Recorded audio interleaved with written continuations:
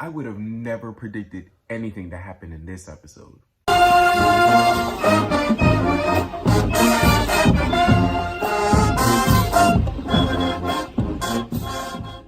Hey y'all, it's Deuce and welcome back to the channel. Today we're having an after show, which means after the show we talk about it for season 1 of episode 4 of Lovecraft Country, The History of Violence. And I thought, I don't know, even with that title, I don't know what I was gonna get into, because I was like, oh, this is gonna be like, I don't know, because like last episode it was like reclaiming the lives that have been stolen from this one man, so I thought it was gonna be something similar in that vein. No. Shoot, no racist died. No racist got any repercussions this episode. In fact, a racist slept with a black woman.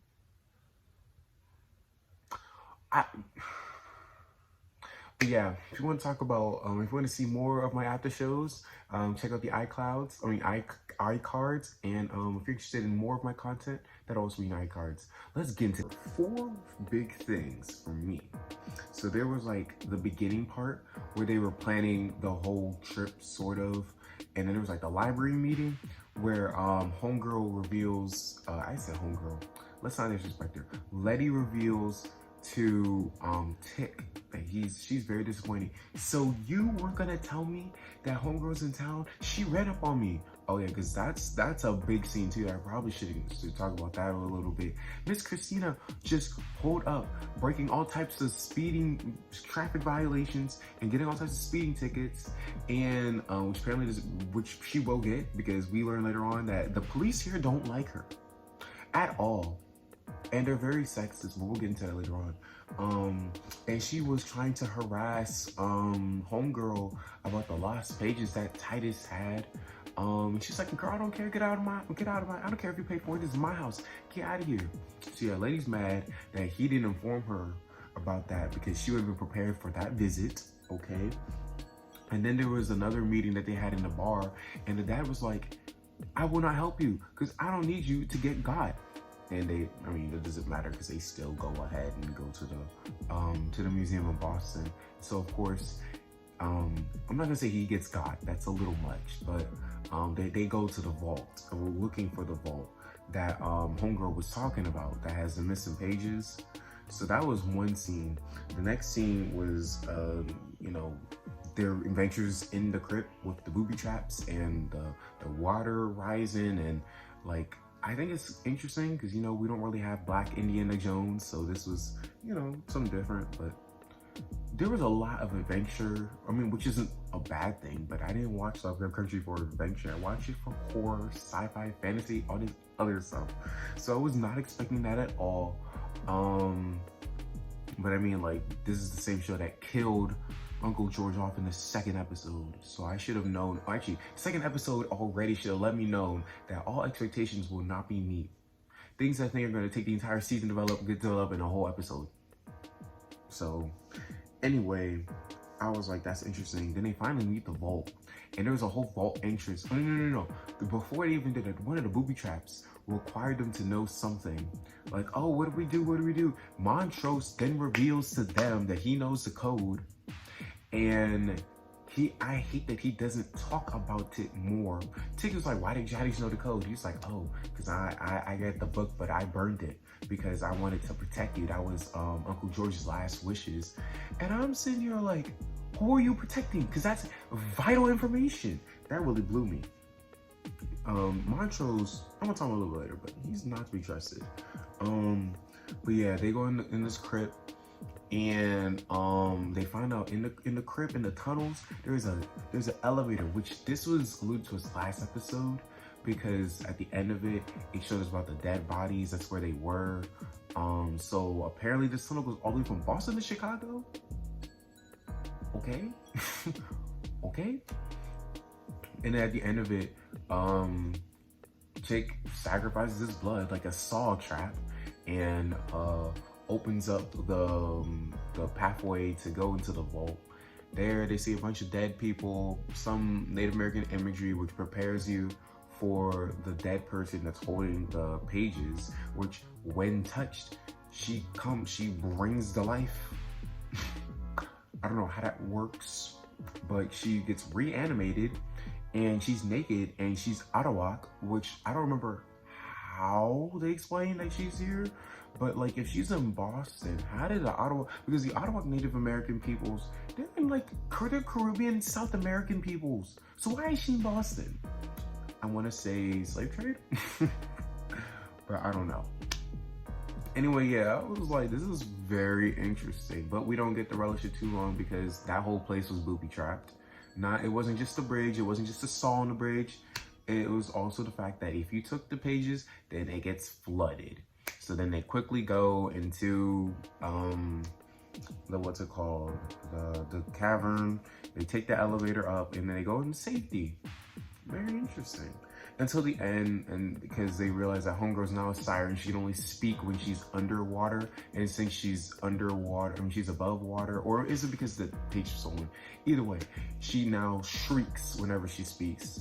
And so they try to teach her English, but Montrose kills her. Again, I'm gonna get into that. You know what, that's a bit much for the first scenes of interest. We're gonna talk about some other ones now. So the third scene of interest between Ruby and William. See, Ruby is really upset at the bar, and that's because the job that she really wanted, she feels like she's not gonna get it because this the company she went to, tried to work for, she saw a black girl was working there. And she thinks that since there's one, there can only be one. So she thinks she missed her opportunity. And so she gets drunk and she starts playing her music and no one likes it. So she's really in a vulnerable state emotionally. Then William sees her. And William is trying to make her open up, and exposing her vulnerability more and making her drink more. So she's even more vulnerable emotionally and physically. And so then they have sex. And I'm telling you, he's playing her. And I don't like it. And I did not expect to see interracial lust in Lovecraft country. Very disappointed, especially since almost every white person is an op.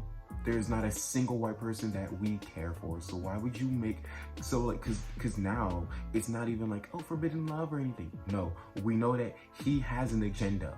Because we already know he's in a committed relationship with Christina. So why would he throw that away? Especially since she has magical powers. So yeah, she's being used. I don't like it. Y'all guys are doing that to Ruby. I don't appreciate that at all. Something I don't appreciate is you guys trying to humanize Christina. Oh, Christina, she's really conflicted because she really wants to get this power and redeem her family, but everyone's so sexist to her. Okay, and she's a white woman. They're racist, and their racism triumphs sexism. You can ask Susan B. Anthony or plenty of white women. Go through history. I don't have the time for this. Next.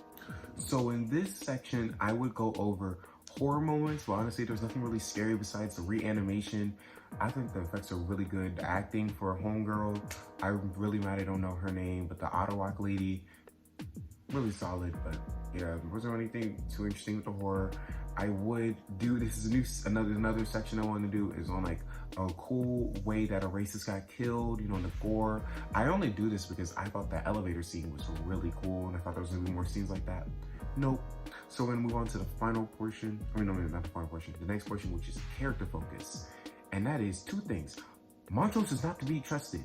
Like I said, I don't like the fact that he was withholding information, okay? And then later on, he killed the Arawak lady. I don't like that. I don't like that at all. That's very messy of him, okay? And I think he's holding stuff that we don't know as the audience. We knew as the audience he's holding stuff away, withholding stuff from Tick and Letty, but now we know he's withholding it from, I think he's withholding stuff from us. And then there's, what was it, Hippolyta? Bro, she is about to go to Arden, and I am fearful for her life. What is she about to do? What is she about to do?